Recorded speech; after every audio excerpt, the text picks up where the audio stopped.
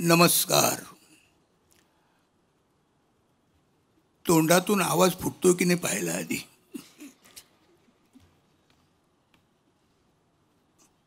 मराठी भाषेबद्दल मी काही वेगळं बोलायला पाहिजे असं मला वाटत नाही, कारण माझा जो सध्याचा बिझनेस आहे हा माझ्या मराठी भाषेवरच अवलंबून आहे. मराठी भाषेतले वेगवेगळे स्तर दाखवण्यामध्येच माझा सगळा वेळ जात असतो. आज मला इथं बोलवलं, मला राजसाहेबांचा फोन आला. ते आम्ही अभिजात भाषा दिन साजरा करतोय, तर त्यावेळेला तुम्हाला यायचं आहे. आणि हो म्हटलं, काय ठीक आहे ना, कधी आहे? आता आहे. पण मग त्यात तुम्हाला कविता म्हणायची आहे. इथं मी पहिला हादरलो. कविता म्हणायची नाही. मग काय म्हटलं, काय माहिती आहे का, माझं ना सध्या शूटिंग चालू आहे आणि त्या शूटिंगमधून मला वेळ काढून येणं जरा कठीण वाटते, कारण बाकी सगळं थांबलं आहे. परत एपिसोड पण जायचं आहे, तर मला वेळ मिळणार नाही.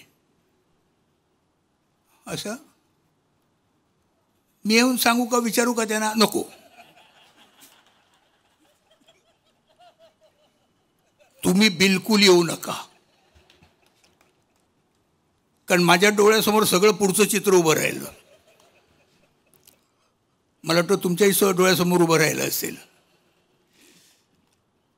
शेवटी मी कसं तरी त्यांना मनवलं, मला यायलाच पाहिजे होतो. राजसाहेबांनी बोलवलं म्हटलं मी नाही म्हणणं शक्य होणारच नाही असं ना. आणि मी आलो. आता कविता म्हणणं हा खरं म्हणजे माझा धर्म नाही आहे. आम्ही डायलॉग बोलतो. आता ते डायलॉग थोडे म्युझिकल होत असतील, पण त्याला कविता नाही म्हणता येणार. पण ते आम्ही करू शकतो, पण बाकी नाही करता येत दुसरं काही. पण तरी म्हटलं बघूया काय काय होतं, बघूया पुढे जाऊया. तेव्हा मला एक कविता सापडली जी आपल्यापैकी बऱ्याच लोकांना फार जवळची वाटेल. अर्थात ती मलाही फार तशी जवळची वाटते. आपल्या हे आपण जे लोक बसलात त्याच्यातले एक सोडून किंवा दोन सोडून एक माणूस तरी तसा असेल असं मला वाटतं त्या कवितेमध्ये. तर मी तुम्हाला ती म्हणून दाखवतो. चुकेल, कधी कधी बोलताना फापलेल, फारसं मनावर घेऊ नका. मी बोलत राहीन, तुम्ही ऐकत राहा.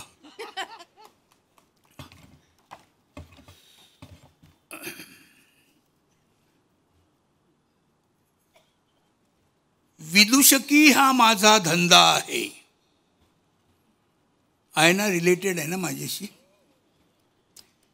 विदूषकी हा माझा धंदा आहे, रुपया अगदी चोख बंदा आहे. धंदा हा शब्द काही तुम्हाला रुचला नाही. तुम्हाला वाटलं असेल मला दुसरा काही सुचला नाही. व्यवसाय, हो व्यवसाय हाच शब्द तुम्हाला बरा वाटतो. प्रतिष्ठेच्या दृष्टीने खरा वाटतो. संस्कृत कपडे घातलेला सुसंस्कृत माणूस वाटतो. व्यवसाय इथे माझा निरूप आहे. माझं आणि संस्कृतचं मुळातच वाकडं होतं. देवाला घातलेलं मी ते साकडं होतं. संस्कृत या शब्दाचा उच्चारातच मी मुळात मार खायचो.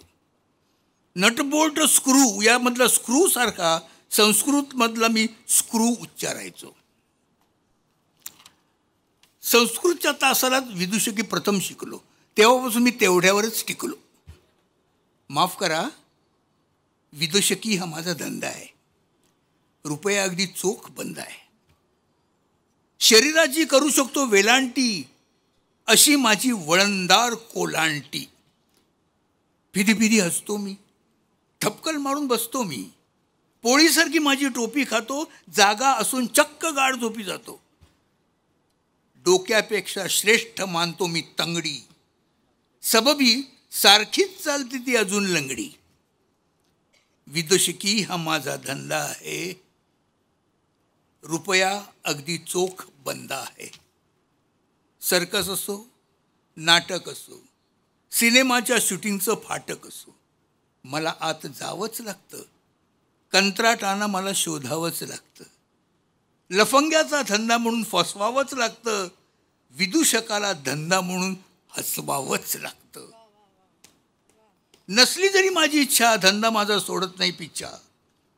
असा हा ताप आहे, पूर्वजन्मी मिळालेला एक शाप आहे. चार चौकात घरातून मी बसलो आहे. नवे किस्से नव्या कोट्या मी पेचत असतो. माझ्याकडे सतत लक्ष वेधत असतो. लोकांनाही माझी चटक लागली आहे.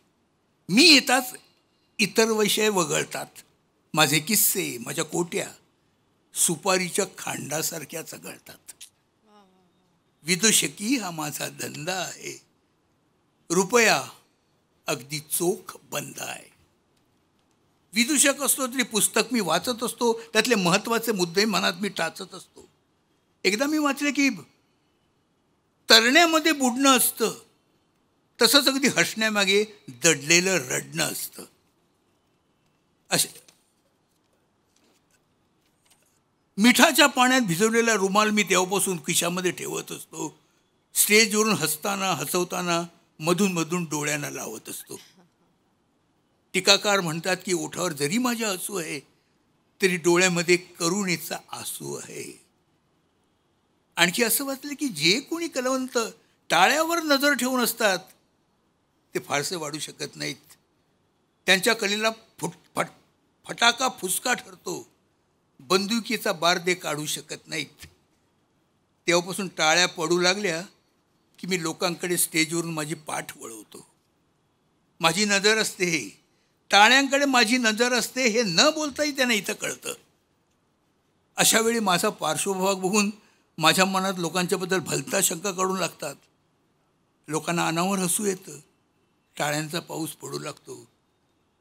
जन्माला आलो तेव्हा सटवीनेच पहिलीचा टाळी दिली असणार. विधी लकीत कोण आणि कसं पुसणार? कारण विदूषकी हा अखेर माझा धंदा आहे. रुपया अगदी चोख अगदी बंद आहे. ही कविता कविवर्य श्री मंगेश पाडगावकर यांची आहे. आणि मला ती कुठेतरी ती कविता वाचताना मी कुठेतरी आरशात मला बघितल्यासारखं वाटलं. म्हणून मी आज तुमच्यासमोर सादर केली. तुम्हाला आवडलेलं असं वाटतं. धन्यवाद.